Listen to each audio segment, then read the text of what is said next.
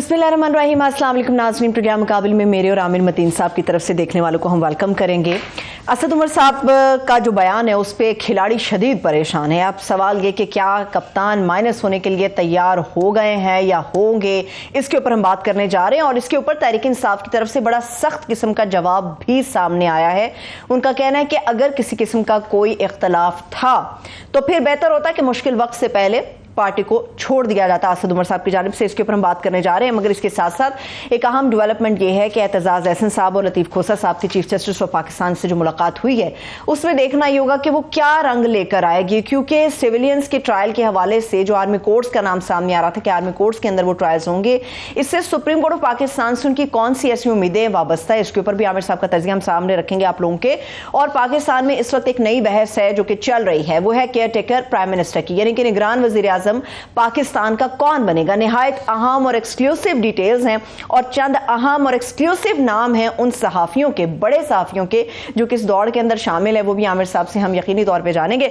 सबसे पहले आमिर साहब, जो बात कल हमारे चैनल में बात ये हुई थी निजी चैनल के ऊपर असद उमर साहब की स्टेटमेंट को लेकर, और आपने बड़े वाजे इशारे उसके अंदर दिए थे कि आप ये समझते हैं ऐसा ऐसा है, आप ये समझ ही नहीं रहे थे। इनफैक्ट था ही ऐसा कि असद उमर साहब जो गुफ्तगू कर रहे थे वो समझ से बाला थी कि वो शायद जाती ख्वाहिश थी या किसी दबाव का नतीजा थी। वो उसको आप किस तरह से जाजब कर रहे हैं जब पूरी चीज़ सामने आ गई है? नहीं, मेरा ख्याल कोई इतनी समझ से बाला नहीं थी, मगर बहरहाल उनकी इस इंटरव्यू ने एक बड़ा सियासी तूफान, हलचल, तहलका जो भी कह ले मनाया हुआ है। और अभी भी उसको एक तजिया ही किया जा रहा है, अभी देखा जा रहा है कि वो क्या क्या समझौता है, दरमियानी रास्ता तलाश किया जा रहा है या नए रास्ते तलाश किए जा रहे हैं, उस पर एक बहस चल रही है। सारी बातें उन्होंने काफ़ी सख्त भी हैं और साफ भी की हैं, और जिसमें चेयरमैन तहरीक इंसाफ की हिकमत अमली से उन्होंने कहा जी मैं मुतफिक नहीं था। ये वैसे काफ़ी दफ़ा पहले भी कहते रहे, असद की ये खूबी हमेशा रही है कि वो हमेशा टीवी पे भी काफ़ी एक होते हैं जो टाल जाते हैं, टालने से ज़्यादा कई दफ़ा तो साफ झूठ बोल देते हैं। असद ने, मैंने देखा है उनकी उसमें बात को ज़रा हल्का सा डिफ्लेक्ट कर दें मगर वो कम ही झूठ बोलते हैं और साफ बात कर देते हैं, सख्त सवाल का भी जवाब दे देते हैं और इख्तलाफ भी कर जाते हैं। और पार्टी में भी इख्तलाफ टीवी पे भी कई दफ़ा करते रहते कि इख्तलाफ है, इस चीज़ों पे मेरा पार्टी से इख्तलाफ है, इमरान खान से भी इख्तलाफ है, मगर अल्टीमेटली इमरान खान का डिसीजन है। तो उनसे भी कभी अपने आप को उन्होंने ये नहीं बताने की कोशिश की जी मेरा है, जी पार्टी में जब तक हैं तो भी, तो ये पहले भी वो करते रहे हैं। मगर जी ये जो अहम चीज़ है वो ये है कि ये इस हमारी जो हिकमत अमली थी बहुत ज़्यादा ज़िद करने की और बहुत ज़्यादा हार्ड पोजीशन लेने की, ये 9 मई के सामने वाक़या आया जब मुझे उससे इख्तलाफ था और उनका जी मैं ये टकराव की हिकमत अमली से शुरू से मुखालिफ था। इलेक्शन ये भी क्लियर कर दिया कि कोई ये ना समझे कि फवाद चौधरी की तरह, जिस तरह उन्होंने कहा जी मैं छोड़ रहा हूँ, ब्रेक ले रहा हूँ, या आमिर कियानी साहब कहा कि मैं तो सियासत ही छोड़ रहा हूँ, और हफ्ते बाद वो दोबारा बैठे हुए थे। तो उन्होंने कहा जी नहीं, अगर मुझे पीटीआई टिकट देगी तो लूँगा, नहीं मिला तो फिर मैं किसी और नहीं, फिर मैं इलेक्शन ही नहीं लड़ूँगा। और नोइंग असद उमर मैं मान सकता हूँ कि ये आमिर कियानी या फवाद चौधरी वाला नहीं करेंगे, ये शायद अगर इनके साथ ज़्यादा इख्तलाफात बढ़ गए तो ये नहीं करेंगे। उसके बाद वही है कि जी समझौता करके हल निकालना होगा कि बाकी उनके भी वो सुना देंगे। पर बुनियादी बात ये है कि उनका जो ये जो कल क्वेश्चन था कि कितना उन्होंने अपनी मर्ज़ी से बोला है, कितना उनसे बुलवाया गया है और इसमें पार्टी की मर्ज़ी क्या है, इमरान खान के इसके ऊपर क्या ख्यालात हैं, आया वो इस पे मानते हैं कि वो स्टेप साइड जो उन्होंने कहा जी हो जाएं तो बेहतरी हो जाएगी, पॉसिबिलिटी हो सकती है, तो वो रद्द-ए-अमल नहीं आया। तो अभी रद्द-ए-अमल आया है, उनके जो तर्जुमान नए नए बने हैं रऊफ साहब, तो उन्होंने कहा है कि असद उमर जो है अपने फैसले का दफा ज़रूर करें मगर हक़ाइक़ से चश्म पोशी ना करें। मैं ये मेरा ख्याल था कि वो उन हकायक को भी ज़रा वाज़े कर देते कि किन हकायक से वो चश्मपोशी कर रहे हैं या अगर झूठ बोल रहे हैं, गलत बयानी कर रहे हैं, तो क्या वो गलत बयानी की नेचर है। दूसरा उनका जी उनको इख्तलाफ था तो मुश्किल वक्त से पहले लैदगी इख्तियार करते। ये बिल्कुल वैलिड अब पॉइंट उन्होंने लैदगी तैयार नहीं की है। उन्होंने तो अभी तक तो ये कहा है कि ये इख्तलाफात हैं। अगर इतने इख्तलाफात थे, अभी भी पार्टी का हिस्सा है, जो भी स्ट्रेटेजी अपनाई जाएगी वो तो पार्टी चेयरमैन की तरफ से ही होगी, तो फिर बेहतर नहीं है कि ये भी तहरीक इंसाफ से रिजाइन कर दें, छोड़ दें? क्योंकि जो पॉलिसियां चलेंगी वो भी अभी भी तहरीक इंसाफ के चेयरमैन की चलेंगी, इनकी तो पॉलिसी नहीं चलेगी। फिर क्यों है ये पार्टी में? नहीं, ये मेरा ख्याल है अभी वो ये अकेले असद उमर की ख्याल नहीं है। बेताशा पार्टी के अंदर दो आरा चल रही हैं। एक आरा की ये तर्जुमानी कर रही हैं, अभी वो उस एक्सट्रीम तक नहीं गए, मगर अगर उनकी नहीं मानी जाएगी तो उन्होंने ये इशारा मेरा ख्याल यही दिया है, मैं यही अखज़ कर रहा हूँ कि उस सूरत में मैं फिर ये अगर मुझे निकाला तो मैं निकल जाऊँगा। अगर इन टर्म्स पे कोई गुंजाइश निकलती है तो मैं हाजिर हूँ। तो बुनियादी मैसेज तो ये था। 3-4 बातें उन्होंने उसमें इम्पॉर्टेंट हैं। एक तो उन्होंने बार बार इस चीज़ का कहा है कि जो भी अगर कोई दरमियानी रास्ता निकालना है, अगर वो माइनस इमरान भी होता है और उनकी जगह वो किसी को सब्स्टिट्यूट पेश करते हैं या कोई भी करते हैं, तो वो इमरान खान की मर्जी के बगैर इम्प्लीमेंट नहीं होगा। बार बार उन्होंने कहा जी पीटीआई है ही इमरान खान का दूसरा नाम, इमरान खान के बगैर पीटीआई नहीं है। तो उनसे अगर बातचीत करके कोई मसले का हल निकाला जा सके, गुंजाइश को एक्सप्लोर किया जा सके, तो तभी वो काबिल अमल होगा और पीटीआई का वर्कर मानेगा, वरना नहीं मानेगा। तो ये मेरा ख्याल ये तो कोई सख्त बात नहीं है। ये तो उन्होंने, ये बाकियों ने तो ये नहीं कहा। हाँ, उन्होंने गलतियों का एतराफ़ किया है। इमरान खान ने भी कई दफ़ा, 1-2 दफ़ा गलतियों का एतराफ़ किया। नाम बार-बार ना लें आप, चेयरमैन साहब ने जो है उन्होंने भी जो है गलतियों का एतराफ़ किया है। फॉर एग्ज़ाम्पल रेजिग्नेशंस की मामले में मैंने खुद उनसे कदे इंटरव्यू में जो पूछा था, उन्होंने कहा हाँ वो शायद रिज़ाइन नहीं करना चाहिए था। हम सब यही कह रहे थे कि ये कौमी असम्बली से जो इस्तीफे देना था ये अच्छा फैसला नहीं था, इनको बीच में रहना चाहिए। तो ये क्या मजाक है कि आप गवर्नमेंट में नहीं है तो आप अपोजिशन में नहीं बैठेंगे, आज तक नहीं बैठे तो बैठना चाहिए। पिछली दफ़ा भी नहीं बैठे, उससे पहले भी नहीं बैठे। तो बिल्कुल एक तो ये था। दूसरा इसमें बहुत अहम बात ये कि उनका इस गलती का मानना कि हमें जुलाई में इलेक्शन मिल रहे थे, ऑफ़र हुई थी, हमें वो एक्सेप्ट कर लेनी चाहिए थी। और उसमें फिर उन्होंने चीफ जस्टिस साहब का जो कहा कि उन्होंने एक मौका दिया था कि हालांकि हमने सबने उसको इंटरप्रेट किया था कि वो नज़रिया ज़रूरत की तरफ गामज़न है, ये उनका काम नहीं है चीफ जस्टिस का ये कहना कि आपस में इत्तेफाक राय पैदा करो। मगर उस इत्तेफाक राय में वो उन्होंने कहा जी उस वक्त एक मौका था कर लेते। पर मेरा ख्याल है थोड़ा सा Asad Umar out of context बात कर रहे हैं। मुझे जो हक़ाइक़ याद हैं उसमें दोनों तरफ, इनके यहाँ से भी हॉक्स की तरफ से आया, जो है कप्तान साहब ने भी ये कहा कि जनाब जब तक ये इलेक्शन की डेट नहीं आते तो वो नहीं है। फवाद चौधरी का सख्त बयान आया था। पर दूसरी तरफ से भी कोई इतनी पजीराई नहीं थी, वो भी बात करने में इंटरेस्टेड नहीं थे। मेरा ख्याल जुलाई की एक स्टेज थी जब वो इलेक्शन के लिए तैयार थे। जब वो गुजर गई और जब उन्होंने देखा कि ये वक्त इनका गुजर गया है, फिर वो ना तैयार थे, अभी भी पता नहीं तैयार हैं या नहीं हैं। वो एक वक्त था जब गुजर गया, जब वो चीफ जस्टिस साहब ने कहा था इत्तेफाक राय करने का, उस वक्त वो फैसला दे के अपनी कोशिश इंप्लीमेंट करवाने की कोशिश में शायद कुछ करवा सकते। उनके कहते वक्त जो है ना दोनों तरफ से हॉक्स जो थे ये तैयार नहीं थे और ये नहीं होना। लेकिन आमिर साहब ये बात बार बार उठाई जाती रही कि जो मुज़ाकरात का इनका दौर हुआ था, दोनों पार्टियों के लोग बैठे थे, कमेटियां बनी थी, उसमें ये बात की जाती रही थी कि किन मामलात के ऊपर हर्डल है, रुकावट कहां पर आकर बन रही है, वो भी सामने ऑल अलॉन्ग पीटीआई की तरफ से आता रहा कि आप डिलेड इलेक्शन भी कर दें, ठीक है, आगे की बात कर लें, जुलाई की कर लें, मई में नहीं है, अप्रैल में नहीं है। तो वो जो ये जिस तरह से कह रहे थे कि जून की बजाय वो जुलाई का मान गए हुए थे, तो ये इनकी तरफ से जो आता रहा पीटीआई का स्टांस था कि आप डेट देंगे तो बात होगी।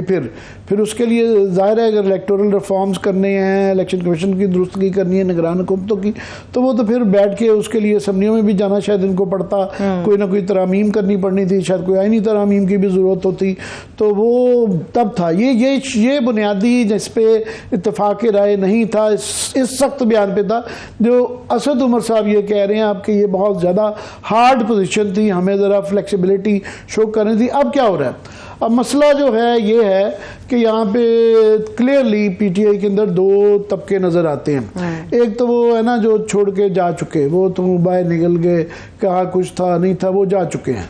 तो अब जो रह गए हैं उनमें दो तबके हैं। एक है कफन पोश ग्रुप जो कि ज़्यादातर या तो बाहर है या नरगे में नहीं आया, उनके खिलाफ केसेस नहीं है, छापे नहीं मारे जा रहे हैं। तो वो तो कह रहे हैं जी इनकलाब जब तक नहीं आएगा, चाहे उसके लिए कुछ भी हो जाए, हमने पीछे नहीं हटना। बहुत ज़्यादा हार्ड पोजीशन वाले हैं और कि जी हमें दबाया नहीं जा सकता। और इमरान खान ने इतना ज़्यादा हाइप, चेयरमैन साहब ने इतनी हाइप दी हुई है उनके लिए कि वो उससे बाहर नहीं आ रहे, उस तकरीरों से बाहर नहीं आ रहे।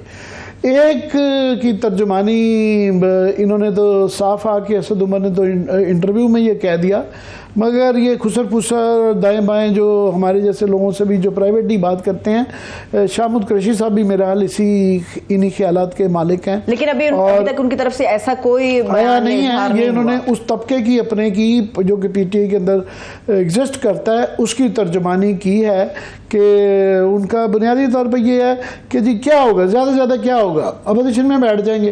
तो गुंजाइश निकलनी चाहिए, चाहे थोड़ी हो, तो अपोजिशन में वर्ड्स कम टू वर्ड्स जो है वहाँ बैठ जाएंगे, मगर उसमें से भी कुछ राहें निकलती हैं। फिलहाल ये जो मार धाड़ छापे मुकदमे हैं इससे थोड़ा सा निकला जाए और बातचीत की जाए। ये आप देखें नून लीग का भी एक स्टेज थी जिसके अंदर वो बिल्कुल दोनों तरफ से लाइंस डैगर्स ड्रॉन था और बहुत ज़्यादा सख्त, दरमियान में बहुत ज़्यादा मसाइल थे, मगर वो एक स्टेज आई कि बातचीत करते करते करते करते जो है निकला ही रहा। तो इनके अंदर भी जो दरमियानी रास्ता निकालने वाले लोग हैं उनका ख्याल है कि अगर हम फ्लेक्सिबिलिटी शो करें तो यू नेवर नो कल को क्या हालात होते हैं। इलेक्शन की जब मोबिलाइजेशन हो जाती है, मूड चेंज हो जाता है, रिज़ल्ट कोई आपकी मर्ज़ी के नहीं आते, उनकी मर्ज़ी के नहीं आते, और कुछ एक दो तकरीरों से ही यहाँ पाकिस्तान में तो हमने देखा है कि एक आधी गलत तकरीर से या एक आधे छोटे से इंसिडेंट से, एक आधे वाक़े से ट्रिगर होके हालात पलटा खा जाते हैं। ये हमने देखा जिस तरह इमरान खान के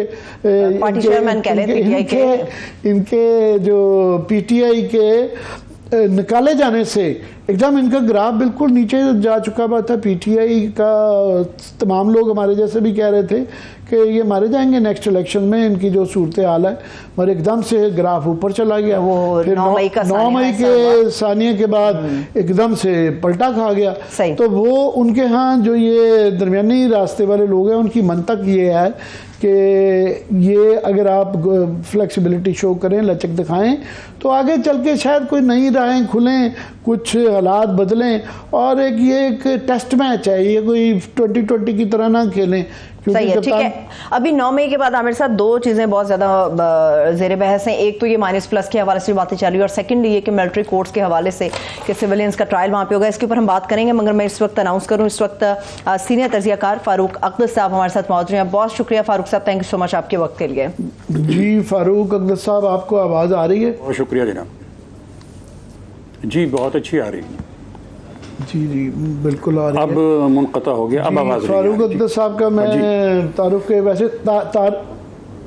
ये एडिट प्रोड्यूसर साहब उनको आवाज़ नहीं आ रही, प्लीज़ ज़रा चेक कीजिएगा। मैं जब तक आप ठीक करते हैं मैं इनका तारुफ अब आ रही है आपकी, अब आ रही है। फारूक अक़दस साहब वैसे किसी तारुफ के मोहताज नहीं है, सीनियर तरीन हमारे। जी जी, मैं आपकी तारीफ कर रहा था, अच्छा आ रही है कि फारूक अक़दस साहब हमारे सीनियर तरीन सहाफ़ियों में से हैं। हम छोटे छोटे थे तो ये उस ज़माने में टेलीविज़न पे आते थे, फिर बाद में ये टीवी से बिल्कुल ही गायब होकर अखबार की दुनिया में खो गए, तो हम इनको बड़ी तरले करके जो है ना टीवी में वापस खींच रहे हैं कि खुदा के लिए आप चाइल्ड स्टार थे और तो आप वापस आए। उस ज़माने में टीवी में काम करते थे जब प्राइवेट मीडिया नहीं था होता। तो बहुत बहुत शुक्रिया। हम ये अभी तो लेटेस्ट फारूक आपसे बाद में सहाफ़त के मसाइल पे भी बात करेंगे, मगर फ़िलहाल तो ये एक जो बॉम्ब शेल आया हुआ है असद उमर का, और ये कि ये आया, ये वो पीछे हट गए हैं, दरमियानी रास्ता तलाश करने की कोशिश की जा रही है, या वो पार्टी छोड़ना चाह रहे हैं, या उनको फोर्स किया ये कहने का, आपकी क्या गट फीलिंग है इसके मतलब? देखिए, कल जो सुप्रीम कोर्ट में गए थे वो, तो इमरान खान साहब की भी वहाँ पर पेशी थी और उनकी अपना असद साहब की भी थी वहाँ पर, असद उमर साहब की भी। तो वहाँ पर दोनों की पेशी थी, और वहाँ पर जो जेस्चर इमरान खान साहब ने उनको दिया वो खासा एक तरह से अनप्लेजेंट था, और उन्होंने उसको रिएक्ट भी किया असद उमर ने किसी और तरीके से, बहुत शाइस्ता तरीके से। उसके बाद कल को फिर उन्होंने एक बहुत जज्बाती सा इंटरव्यू दिया एक टीवी चैनल के ऊपर, और उन्होंने साफ ये कहा कि जनाब हमारी बात नहीं सुनी जाती थी, ये जो कौमी असम्बली से वॉकआउट ख़त्म करने, रुकनीत ख़त्म करने का जो फैसला था ये हमारा नहीं था, ये फ़र्द वाहिद का था, इमरान खान का था सिर्फ। इसी तरह सूबाई असम्बलियों में भी हमारा फैसला नहीं था, ये हमारे जो फैसले वो करते थे वो मुशावरत के साथ नहीं करते थे, तन्हा करते थे। इसके अलावा भी ब्ला ब्ला ब्ला उन्होंने बहुत सारी बातें की इस तरह की। तो ये फौरी तौर का वाक़या नहीं है, ये चल रहा था, काफ़ी अरसे से चल रहा था, और इसके मुख्तलिफ बातें सामने आई हैं, बाज़ बातें सामने आएंगी। तो ये इनके साथ हुआ, और उसके बाद ये अब बात बिल्कुल क्लियर होगी जो उन्होंने कल इंटरव्यू दिया था असद उमर साहब ने, कि अब उनकी वापसी इमरान खान साहब की तरफ मुमकिन नहीं है। और ये मामला मैं ये समझता हूँ कि ये अगर कोई बड़ा वाक़या नहीं होता, कोई ऐसी सूरत हाल तब्दील नहीं होती, तो ये चैप्टर असद उमर का और इमरान खान का वो क्लोज़ हो चुका है। अच्छा, आपका ये ख्याल है कि ये चैप्टर अब बिल्कुल क्लोज हो चुका है, अब वापसी का रास्ता जो असद उमर का नहीं रहा? मैं आपकी अब तो जो उन्होंने कल इंटरव्यू दिया है जो जिस तरह आपकी मौजूदगी का, जी उसके बाद वो आप समझते हैं दरवाजे बंद हो गए हैं। तो मैं करना चाह रहा था, क्योंकि आप सहाफ़त के हवाले से बात आपके बड़ा, मेरे से भी बहुत ज़्यादा वसी तजर्बा रहा हुआ है, सारे ये द्वार देखे हुए हैं आपने, माशाल्लाह ज़ाउल्लाह का भी आपने तो बहुत करीब से देखा हुआ है। तो ये इस तरह के हालात जो हैं, जो आजकल हैं, जिस तरह लोग उठाए जा रहे हैं, मुकदमात किए जा रहे हैं, सहाफ़ियों के ऊपर मैं बात कर रहा हूँ अपनी कम्युनिटी में, तो अब तो वकील भी जाग गए हैं, उनके यहाँ भी जो है काफ़ी मज़ामत हो रही है, मगर हमारे यहाँ वो मज़ामत नहीं नज़र आ रही कि कोई प्रोटेस्ट नहीं कर रहा। इसकी क्या वजह है? जी दुरुस्त सुना। हाँ, देखिए आमिर, पहली बात तो ये है कि सिर्फ सहाफ़ती कम्युनिटी की बात नहीं है ये मसला। आप ये देखिए कि पूरे माशरे के तमाम तबक़ात जो है वो इन्हितात पजीर हुए हैं, उनमें तनज़ुली आई है। देखें, हम साथ ही थे ना कौमी असम्बली के अंदर, जिस वक्त में सेक्रेटरी था वहाँ पर हम साथ ही थे ना। वो ज़माना था कि जब कैफेटेरिया में सियासतदान गुफ्तगू किया करते थे, वो ज़माना था कि जब हाउस के अंदर, ऐवान के अंदर प्रेस गैलरी पूरी तरह आबाद हुआ करती थी, और किस तरह मतलब ये कि सियासतदानों के दरमियान और अखबार नवीसों के दरमियान एक बहुत खुशगवार रब्ता होता था, बहुत खुशगवार रब्ता होता था। अच्छा, अब इन्हितात देखिए क्या हुआ कि वो बिल्कुल डिस्कनेक्ट हो चुके हैं, बिल्कुल डिस्कनेक्ट हो जाते हैं। रात को घर पे बुलाएंगे, रात को खाने पर बुलाएंगे, लेकिन पब्लिकली वो आपस में नहीं मिलते हैं। अदरवाइज़ आप ये देखिए कि ये अब खान अब्दुल वली खान अपोजिशन लीडर थे, गुलाम मुस्तफ़ा जतोई अपोजिशन लीडर थे, अपोजिशन लीडर थी मोहतरमा बेनज़ीर भुट्टो, और इस तरह के लोग थे। और अब अपोजिशन लीडर कौन है, ज़रा आपको नाम याद है? ठीक है जी, राजा साहब टाइप कुछ नाम अब हैं राजा रियाज, राजा रियाज नाम है उनका। ठीक है जी, पीटीआई के मुनहरिफ रुकन हैं, अपोजिशन लीडर हैं, ख्वाहिश का इजहार कर चुके हैं कि मैंने मुस्लिम लीग नून के टिकट पर इलेक्शन लड़ना है, और वो कौमी असम्बली के अंदर अपोजिशन लीडर हैं वो। ठीक है, इन्हितात की बात कर रहा हूँ मैं। देखिए, खान अब्दुल वली खान कितना बड़ा नाम था, उनके साहबजादे नवाबजादा नसरुल्लाह खान कितना बड़ा नाम था जनाब, उनके साहबजादे। नवाब अकबर बुकटी साहब, उनके साहबजादे। फिर इसी तरह आप मौलाना शाह अहमद दुदारी साहब, उनके साहबजादे, मीर साहब पगारा शरीफ, उनके साहबजादे, ये सारा इस देखिए आप, ये सारा इन्हितात हुआ है, ये इन्हितात हुआ है। हम तरक्की नहीं कर रहे, हम तरक्की समझ, कॉस्मेटिक्स चेंजेस को हम तरक्की समझ रहे हैं कि तरक्की नहीं है, ये सब खराबी है। ठीक है, अब हम बात करते हैं अखबार। ये आप बिल्कुल सही कह रहे हैं कि मैं इससे थोड़ी सी, माफ कीजिएगा आपकी बात काट रहा हूँ थोड़ी सी, फारूक में थोड़ी सी आपकी, आप बिल्कुल सही कह रहे हैं कि ये नतात सिर्फ मीडिया में नहीं है, ये हर जगह है। मगर जब ज़ियाउल हक का मार्शल था तो तमाम ही इदारे लेट गए थे, जुडिशरी सबसे पहले लेट गई थी, मगर सहाफ़ी खड़े रहे थे क्योंकि हमारे बड़े कदावर लोग थे। उस्मानी साहब थे, नगी साहब अल्लाह अभी भी माशाल्लाह जिंदा है मगर उनकी सेहत नहीं है। तो ये कुछ हम एक एक्सेप्शन थे, उस एक्सेप्शन का क्या हुआ? जी नहीं, छोड़ दीजिए, सारी बातें मिसालें देने के लिए रह गई ये सारी बातें। जी मैं अर्ज करता हूँ आपसे, देखें जनरल ज़ियाउल हक का मार्शल था ना, तो उसमें बहुत ज़्यादा सेंसरशिप थी। हम जाया करते थे यहाँ पर रावलपिंडी में पीसी के सामने एक ऑफिस हुआ करता था इंफॉर्मेशन का, तो वहाँ पर एक मेजर साहब जो हैं वो रात को हमारी कॉपी चेक करते थे, ये खबर उतार दें, ये खबर, बहुत शाइस्तगी के साथ चाय पिलाया करते थे, कॉफ़ी का पूछा करते थे, और वो अपना ये उतार दें, ये उतार दें, ये उतार दें। ठीक है, अब मैं जब जनरल ज़ियाउल हक का देखता हूँ सारा माशाल्लाह, तो मतलब खाकम बदान, मैं ये सोचता हूँ कि माशाल्लाह लग जाता है इससे अच्छा। मुझे पता तो होता ना कि एक चीफ मार्शल एडमिनिस्ट्रेटर ऊपर बैठा हुआ है और वो उसी तरह के अहकामात दे रहा है, वो उसके ऊपर उसी तरह तामील और उसी तरह हो रहा है। एक हम जबर के माहौल में हैं। अब क्या है, आप कहते हैं जी नहीं जमहूरियत है, ये जमहूरियत है। बाखुदा आप यकीन कीजिए कि जनरल ज़ियाउल हक के और परवेज़ मुशर्रफ के माशाल्लाह के अंदर इस तरह का जबर नहीं हुआ है। पहले भी होता रहा, हामिद मीर को गोली लगी, शाहीन सबाई साहब को कराची में कितना ज़्यादा तंग किया गया, और अबसार रिजवी साहब को, और हमारे बेशुमार दोस्त हैं, किस किस का नाम लूँ, उनके साथ सब कुछ हुआ ही है।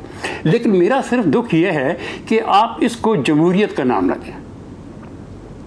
आप इससे कहेंगे जी बट ठीक है, मतलब मुझे आप आमिर, और मैं आपसे भी बात कर रहा हूँ सरवर साहबा, कि क्या ये जो निगरान हुकूमत है, ये जो जमहूरी हुकूमत होने की दावेदार है, क्या ये इस बात को तस्लीम करेंगे? क्या कभी आपने उनको बुला के उनसे ये पूछा है कि जनाब ये जो कुछ हो रहा है अखबार नवीसों के साथ, जो कुछ कम्युनिटी के साथ हो रहा है, इसकी जिम्मेदारी आप लेते हैं?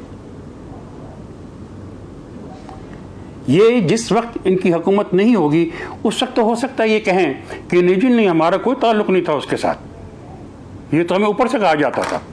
अब कहें, अब क्यों नहीं कहते कि हम जिम्मेदार हैं, हम कर रहे हैं? अगर ये बाद में ये कहेंगे कि हम वो कहते थे तो फिर वो बात नहीं मानी जाएगी। इसके बाद ये सदर ब्रेक के लिए कह रही हैं कोई क्लिक है आपकी, हमारी जो बाकी जो मतलब आप बहुत सीनियर तरीन जो लोग हैं इस सारे उसमें एक ये भी तो हुआ ना, हमने अपना जो है इंटरेस्ट लेना छोड़ दिया सहाफ़ती इदारों के अंदर, जिसकी वजह से एक वैक्यूम बना। सो आपकी हमारी क्या जिम्मेदारी है? आमिर बात सुने, देखें मैंने आपको प्रेस गैलरी के अंदर नहीं देखा। अब हम तो रेगुलर लोग थे ना, मैंने आपको वहाँ पर प्रेस गैलरी में नहीं देखा, मैंने इनको सरबत को कभी प्रेस गैलरी के अंदर नहीं देखा। पहले क्या होता था, शाहीन सबाई आया करते थे, हामिद मीर आया करते थे, आप डायरी लिखा करते थे, सब कॉलम लिखा करते प्रेस गैलरी से बैठकर, ठीक है जी।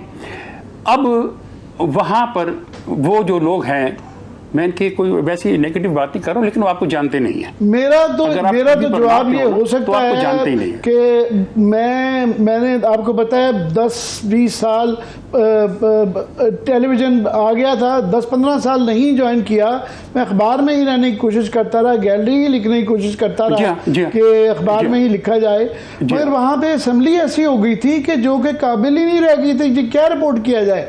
आज बजट डिबेट हो रही है, मैंने कहा ना अपोजिशन लीडर कौन हुआ करते थे और आज कौन है अपोजिशन लीडर। फोकस होता था कि वहाँ क्या हो रही है। वो एग्जैक्टली यही जी, राजा बिल्कुल। रियाज जब जी, रह बिल्कुल, जाएगा तो वहाँ असेंबली में पार्लियामेंट्री गैलरी में क्या होगा फिर, बैटरी मुझे क्या बताइए। गुंजाइश रहेगी। बस मुझे ब्रेक की तरफ जाना है। बहुत शुक्रिया फारूक अख्तर साहब हमारे साथ मौजूद है। एक छोटी सी ब्रेक की तरफ चलते हैं। बात हालात की सख्ती पर चल निकली है, क्योंकि माजी में भी इतने सख्त और बदतर हालात कभी नहीं थे। अब बात यह है कि सुप्रीम कोर्ट ऑफ पाकिस्तान की तरफ तमाम नजरें हैं और सीनियर वकला की तरफ कि वो क्या उम्मीदें और पूरी कौम क्या उम्मीदें वाबस्ता किए हुए। एक छोटी सी ब्रेक से वापस आके बात को आगे बढ़ाएंगे। हमारे साथ रहिए।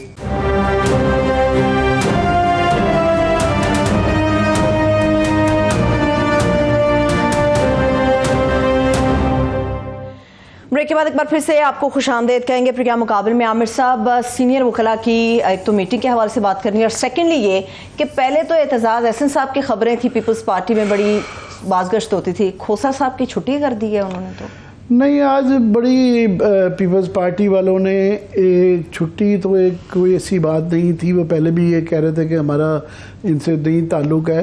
हालांकि उनका हमेशा से ख्याल था कि मैं शहीद मोहतरमा बेनज़ीर भुट्टो की पीपल्स पार्टी का मेंबर हूँ, आप मुझे निकाल ही नहीं सकते।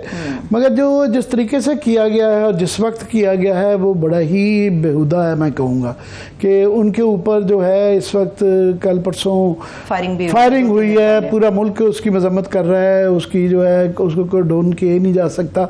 और ऐसे मौके पे ये साहब जो हैं इनका रुतबे में सूबाई सदर है गालिबन होंगे सूबाई सदर, मगर इनके और लतीफ़ खोसा के रुतबे में बहुत फ़र्क है। वो गवर्नर रहे हुए हैं, वो बीबी के वकील रहे हुए हैं, वो बड़ी सीनियर पोजीशंस पे रहे हुए हैं, वो 40 साल से पीपल्स पार्टी के साथ हैं। तो इनका वो नहीं है, हाउस ऑफ शेम में उनकी तस्वीर लगा दी है। मेरा सिर्फ सवाल इन जैसे लोगों से है, ये राना साहब से, कि राना साहब ये बीबी के दौर में बड़े बड़े लोगों छोड़ के चले गए थे, सारे अंकल्स होते थे, वो वन आफ्टर अनदर सारे छोड़ गए, खर साहब थे और बड़े नाम थे। ये फारूक लगारी साहब एक होते थे जिन्होंने वो बीबी के भाई बने हुए थे और उसके बाद चाकू मार के उनकी गवर्नमेंट को डिसॉल्व कर दिया था। उनके साहबजादे गालबन आपके क्रिश्चियन पार्टनर रहे हैं, अभी पंजाब के अंदर पीडीएम का हिस्सा हैं। तो उनकी फारूक लगारी साहब की हाउस ऑफ शेप में नहीं लगती थी, और भी मैं बड़े नाम ले सकता हूँ। तो ये इस किस्म का एक वो करना। दूसरा ये बड़ी व्हाट नेक्स्ट, मेरा ये क्वेश्चन है कि अब इसके बाद जो है एतजाज़ हसन की लगाई जाएगी वॉल ऑफ शेम में, अब उनका फ्रेम लगेगा। वो उनका फ्रेम लगेगा कि जी, क्योंकि वो भी आपकी उससे रवायात के लिए खड़े हो रहे हैं।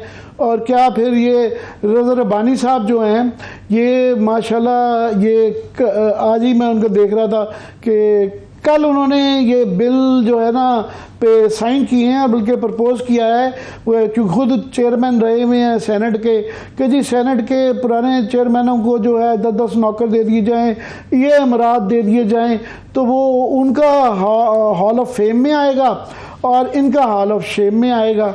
ये क्या एक अजीब किस्म की एक मजाक बन के रह गया है पीपल्स पार्टी का। ये मुझे नहीं सोचता कि जो है, मेरा ख्याल है माहिदीन में से अगर कोई रह गया है, कोई बीबी का तो कैंप रहा नहीं है। जो 2-4 थे बीबी के करीब जो होते थे, वो बेचारे या खुद लेना या खामोश हैं या रज़ा रब्बानी की तरह कॉम्प्रोमाइज़ कर गए हैं। सिर्फ एतजाज़ हसन हैं जो कि खड़े में हैं, उन्हीं सूलों पर खड़े में हैं जिसमें भुट्टो साहब थे या बेनज़ीर साहबा थी।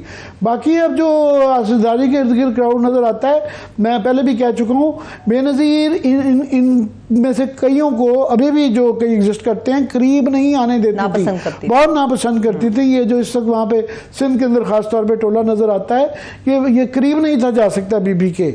मना किया होता था बेताशा के मतलब कि इसको मुझे जहाँ मैं हूँ तो इसको करीब भी ना आने देना। तो ये इसके बाद अब क्या वो रहता है। तो बाकी अगर हमारी बात करवा दी जाए लीगल ओपिनियन में बात करते हैं जैसे राब्ता होता है, लेकिन आमिर साहब लोगों की बड़ी उम्मीदें हैं, खासतौर पे जितनी क्रिटिसिज्म जितनी तनकीद हो रही थी कि आप सिविलियंस का ट्रायल मिलिट्री कोर्ट्स के अंदर नहीं कर सकते, ये तो आइन से मुतसादिम है।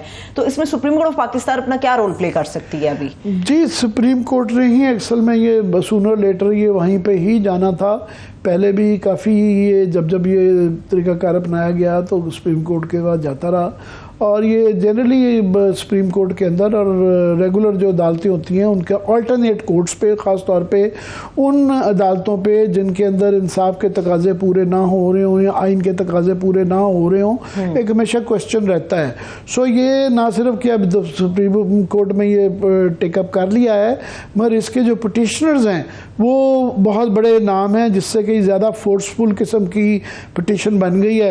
एक तो एतजाज एहसन साहब की पिटिशन है जिसको प्लीड करेंगे वहाँ पे सलमान अकरम राजा साहब, लतीफ़ खोसा साहब, साथ में साबिक चीफ जस्टिस जवाद ख्वाजा साहब जो हैं वो उनका एक बहुत बड़ा नाम है और ज़ाहिर है साबिक चीफ जस्टिस हैं, तो उन्होंने भी एक पिटीशन कर दी है। तो अब देखें ये मामला जो चलेगा।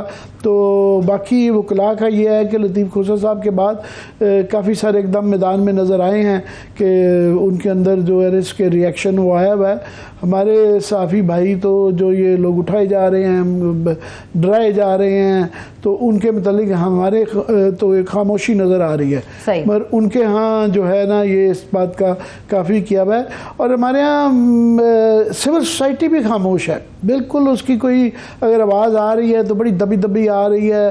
पता नहीं वो इस सूरत हाल में परेशान है। नहीं परेशान नहीं, शायद वो मायूस है। मायूस नहीं मैं कहूँगा, मुझे ये जो उनका बयानिया था कि उन्होंने जो मज़ामत कर रहे हैं वो एक इस्टेब्लिशमेंट कर रही, पता चल रहा है कि वो उनका मसला पीटीआई से था और गालबन नज़र आ रहा है उनको कि ये पीटीआई का जो सवाल हो रहा है ये शायद अच्छी चीज़ है, तो इसलिए वहाँ से कोई ऐसा रिएक्शन नहीं आ रहा। एक बड़ा सख्त नुक्ता है आमिर साहब जिसके ऊपर आके बात रुक जाती है। अब ये सुप्रीम कोर्ट ऑफ पाकिस्तान में गए तो है, लेकिन नुक्ता ये है इम्प्लीमेंटेशन का। आपको याद होगा इलेक्शन की भी जब बार बार बात हो रही थी, सुप्रीम कोर्ट के वाज़ेह अहकाम थे, मगर इम्प्लीमेंटेशन के ऊपर आके बात रुक गई थी। इस वक्त सीनियर और माहिर कानून अजहर सिद्दीक साहब हमारे साथ मौजूद है। बहुत शुक्रिया सर, थैंक्स सो मच। ये पॉइंट मैं चाह रही हूँ कि आप उनसे भी जी आप दोबारा दोहरा दें यही सवाल अपना। बिल्कुल अजहर सिद्दीक साहब, अभी आमिर साहब से मैंने ये बात की कि बात है इम्प्लीमेंटेशन की। पहले सुप्रीम कोर्ट ऑफ पाकिस्तान के वाज़ेह अहकाम थे कि इलेक्शन होंगे, मगर उसके ऊपर इंप्लीमेंट नहीं हो सका था। अब ये मिलिट्री कोर्ट्स के हवाले से जो पिटीशन दायर हुई है, सुप्रीम कोर्ट ऑफ पाकिस्तान के पास गए हैं, तो बात तो वहीं पे रुक जाएगी कि क्या इंप्लीमेंटेशन होगी अगर फैसला इसके बरखिलाफ आ जाता है। बहुत शुक्रिया। देखें, एक बात तो बड़ी वाज़ेह है कि जो फौजी अदालतें कायम करने के कॉन्टेक्स्ट में दो जजमेंटें जो हैं महरम अली और मलिक लियाकत अली वाला केस रिकॉर्ड के ऊपर मौजूद है। और इस केस में एक बात तो बड़ी वाज़ेह आ गई है कि इमरान खान को हरफे जो कोई भी एक्शन लेना चाहते हैं या पाकिस्तान तहरीक, यानी इसमें बदनीति का एलिमेंट मौजूदा हुकूमत का नजर आ रहा है। यानी आज लंदन में आजम मजीद तारड़ साहब आगे आकर बैठे हैं और सारे नून लीग के जितने आसपास दाएं बाएं उन्होंने वो लोग बिठाए हैं, और आकर यही बात बताई गई कि यानी अब आखिर उन्होंने स्टैंस बदला है। इस वक्त कोई तकरीबन 6 के करीब पिटीशनें दायर हो चुकी हुई हैं, जैसे एतजाज एहसन साहब ने आज तक कोई बराह रास्त पिटीशन दायर नहीं की है। लेकिन सबसे जो बड़ी बात है, साबका chief justice of Pakistan Jawwad Ahsan Khawaja साहब वो मैदान में आ गए हैं। वकला बरादरी सारे मामले में इकट्ठी है और हमने बार काउंसिल ने हमने फैसला कर लिया हुआ है कि हम इस तरह का कोई भी मामला जो है चाहे फौजी अदालतों में आप लेके जाना चाहेंगे ना, हम सपोर्ट करते हैं और उसके लिए कोई तहरीक चलानी पड़ती है या कोई फ्रंट पे आना पड़ता है तो वो भी आने के लिए तैयार है। लेकिन अब ये आईनी दरखास्तें 4 निकात के ऊपर है। एक तो right to fair trial, due process of law, article 10A की वायलेशन है।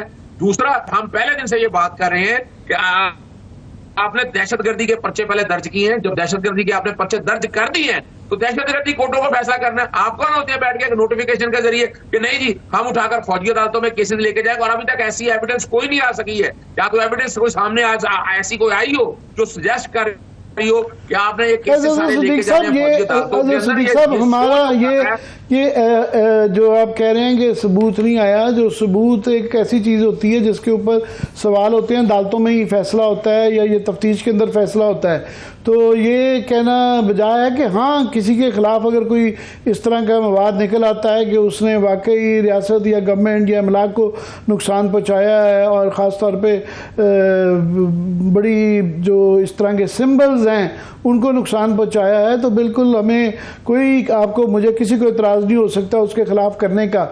मगर मसला ये आ जाता है कि वहाँ इंसाफ होता हुआ नज़र भी आना चाहिए। अच्छा देखिए, मैं एक बात बताऊं आपको, अब मैंने तो आपको तस्वीर का दूसरा रुख बड़ा अहम है। आप ऑफिशियल सीक्रेट एक्ट या आर्मी एक्ट 1952 के तहत सिविलियन को कैसे ला सकते हैं? यानी एक सिविलियन को जिसने कोई काम ही ऐसा नहीं किया, मिसाल के तौर पर चले जिन्होंने तो जाके तोड़ फोड़ की है, आप उसके हवाले से चले मान लें अगर हमारी अदालतें हमारी आईनी अदालतें कह देती हैं कि आप उनका ट्रायल कर सकते हैं, लेकिन इस केस जिसके अंदर तो ऐसे सवाल उठ रहे हैं कि जब ट्रायल कोर्ट के अंदर आप लेकर जाएंगे, आपको ये साबित करना पड़ना है कि ये बाकायदा मोटिव कैसे था, प्लान के साथ था। अभी तक तो हमने कोई चीज देखी नहीं। फिर दूसरा ऑफिशियल सीक्रेट एक्ट की वायलेशन कैसे है, फिर आर्मी इंस्टॉलेशन के हवाले से सवाल आएगा। फिर क्या लोग जो अंदर गए थे वो ऐसी एविडेंसेस अपनी जगह पर मौजूद है। लेकिन जो मेन इशू है कि सिविलियन को आप आर्मी कोर्ट के अंदर या आर्मी अजहर सिद्दीक साहब, ये आर्गुमेंट जो लिया जा रहा है कि आर्मी एक्ट के तहत अगर फौजी अमलाक को कोई नुकसान पहुंचाए तो वो उनके दायरे इख्तियार में आ जाता है कि वो ट्रायल कर सकते हैं। इस पे क्या पहली माजी की आप जजमेंट्स बता रहे थे, क्या रही हुई हैं? अच्छा, इससे पहले जो जजमेंट कुछ केसेस का जिसका जिक्र कर रहे हैं ना, वो जिक्र आर्मी अमलाक को नुकसान पहुंचाने के हवाले से नहीं है। वो मिसाल के तौर पर ऑफिशियल सीक्रेट एक्ट के, यानी यहां पर ऑफिशियल सीक्रेट एक्ट की दफा तो आपने लगा दी है, लेकिन क्या कोई ऐसा कहा, क्या कोई जासूसी करने गया है, क्या उन्होंने जाकर कोई, आपने देखा खुले दरवाजे दे दिए हैं। जो कोई भी लोग आए हैं अंदर जा रहे हैं आ रहे हैं, मैं उनमें नहीं जाना चाहता। जिन्होंने 9 मई का वाकया किया उसको बाकायदा, लेकिन अभी उनको भी वहां ले जाने से पहले आप अभी दहशतगर्दी कोर्टों के अंदर ऐसी एविडेंस रखें कि जो ये सजेस्ट करेगी कि उनकी हद तक भी कि जनाब इन्होंने वाकई ऑफिशियल सीक्रेट एक्ट की वायलेशन की है, इन्होंने वाकई जो है ना आर्मी एक्ट के अंदर अगर इंस्टॉलेशन के हवाले से बात है कि ऐसा हुआ है, वो एविडेंस सारी सामने आए। अभी तक तो आप 1.5-2 महीने से जिस तरीके से ये सारा मामला चलाया गया है, पहले आपने डिटेंशन ऑर्डर जारी किए, डिटेंशन ऑर्डर से जब कुछ ना निकला फिर आपने उन्हें गिरफ्तारियां डाली वो 3 FIR के दौरान, फिर आपने उसमें आइडेंटिफिकेशन परेड में लेकर गए, आइडेंटिफिकेशन परेड में जो बिल्कुल आप ठीक बात कर रहे हैं, बिल्कुल आप ठीक बात कर रहे हैं। बहुत शुक्रिया अजहर सिद्दीक साहब आपका। यकीनी तौर पे इस वक्त पूरी कौम हो, हर नजर हो, जो उम्मीद का वाहिद सहारा है वो सुप्रीम कोर्ट ऑफ पाकिस्तान का ही दरवाजा है। और जजेस, मोअज़्ज़ज़ जजेस के सामने जब मुद्दा चला जाता है तो फिर इंसाफ की तवक्कुल की जाती है। आपके वक्त के लिए बेहद शुक्रिया। आमिर साहब, एक और अहम मामला, मुझे ये बताइएगा कि नजम सेठी साहब मुकाबले से पहले दौड़ गए हैं, छोड़ गए हैं? नजम सेठी साहब जो है ना, ये हुआ नहीं कभी आज तक कि वो पीसीबी तो एक ऐसा मैग्नेट है ना जो उनको इस तरह यूं खींच के लेके आता है, जिस तरह वो हमारी गजलों के अंदर महबूब खिंचा चला आता है ना, तो वो छोड़ते ही नहीं है। या बंगाली बाबा महबूब को दो सूरत हो रही है जिसकी बाजगश चल रही है। एक ये है कि उनको नजर आ गया तो उनको कहा कि भाईजान अब जान झाड़ दो, पीपल्स पार्टी को हम नाराज नहीं कर सकते। पीपल्स पार्टी ने बहुत सख्त स्टांस ले लिया था कि ये फैसला हुआ है कि हमारी मिनिस्ट्री है, एहसान मज़ारी इस मिनिस्ट्री के वो हैं, और उसके अंदर एक जो क्राउनिंग जूल है वो पीसीबी है कि जी आप पीसीबी के बगैर एक मिनिस्ट्री दे रहे हैं। ये इस तरह ही है कि आप एक एविएशन में से PIA भी निकाल दें और मौलाना भी निकाल दें या इस तरह की चीज़ें निकाल दें मेन। हाँ। तो ये वो तो है। अब ये है असल खबर कि बाज़गश्त ये चल रही है दूसरी तेरी कि ये केयर टेकर प्राइम मिनिस्टर के भी कैंडिडेट हैं। आप भी हैं? तो आपको पता आप भी है? हैं? नहीं, मैं नहीं हूँ मगर चूंकि जो है मोहसिन नकवी का मॉडल इतना ज़बरदस्त रहा, मैं तो कभी हो ही नहीं सकता, ना ही मैं बड़ा प्राउड जर्नलिस्ट हूँ मगर मोहसिन नकवी की तारीखी अजीम कामयाबी के बाद ब्लॉकबस्टर थ्रिलर जो उन्होंने चलाया हुआ पंजाब में, तो अभी जो नाम लिए जा रहे हैं वो अल्हम्दुलिल्लाह 3 सहाफ़ियों में ही बताया जा रहा है कि कैंडिडेट्स हैं। तीन उसमें मैदान में हैं, तीनों के तीनों सहाफ़ी हैं। एक अदा जो है वो हमारा बड़ा दोस्त है नजम सेठी साहब को, तो खैर मैं साहब नहीं मानता, ये ज़्यादा कारोबारी आदमी हैं और ये जिस तरीके से या पॉलिटिशियन है। तो 2 साफ़ी जो बाकी रह जाते हैं उनमें से एक हमारा बड़ा दोस्त है। तो वैसे जो है मुझे तो खुशी होगी, हमें भी जो है ना वहाँ का जाने का मौका मिल जाएगा, आपको भी मिल जाएगा। तीसरा नाम मुझे यकीनी तौर पे लग रहा है आपका है आमिर साहब। आप जान छुड़ा मैंने वो बड़ी संजीदा बाज़गश्त चल रही है कि उनका नाम गौर किया जा रहा है, तो हमारे बड़े दोस्त हैं, तो मैं चाह रहा हूँ कि वो बन जाएं। पर मैं जाते जाते अब थोड़ा टाइम शायद आप रह गया, पर मैं सिर्फ ये कहूँगा कि ये सारी गैर संजीदा या मज़ाहिया बातें तो अलहदा हैं, पर जो हमने ये जो कल परसों का जो वाक़या हुआ है, सानिया हुआ है, ऑलरेडी लोग जो है ना उसको आज वो ना जिक्र नहीं किया, टॉक शोज नहीं, हमने भी नहीं किया, तो इसको भूला नहीं जा सकता। उनके जो इमेजेस देखे हैं, जो बेताशा तस्वीरें चल रही हैं, वीडियोस चल रही हैं, गलत हैं सही, मगर इस तरह के ही बच्चे हैं जो कि जा रहे हैं, छोटे छोटे बच्चे हैं, औरतें हैं बैठी हुई हैं, और वो बेचारे बिल्कुल यूथ में 20 साल 25 साल की उम्र के अंदर जो है है, वो गए हैं, उनकी इतनी लंबी एक ज़िंदगी थी, और ये सोच सोच के दिल फट जाता है कि वो क्या मुश्किलात होंगी, क्या ऐसा एक बच्चा जो उसकी 5 बहनें थी, उनकी शादी करवाने के लिए वो घर के जेवरात बेच के और सब कुछ बेच के मौत के सफ़र पे निकल गया, और दुनिया जहां से वो गुजर भी गया और उनको कर्जों में छोड़ गया। उन बच्चियों के जहेज के जेवरात जो थे वो भी बिक गए, और वो बेचारियों का भला होते होते नुकसान हो गया। हुकूमत वक्त की जिम्मेदारी है कि इंसाफ मुहैया करे, वो उसकी सूरत फिर कुछ भी हो सकती है। बहुत शुक्रिया आबिर साहब, आपका देखने वालों को शुक्रिया। इजाज़त दीजिए, अपना ख्याल रखिए, खुदा हाफिज़।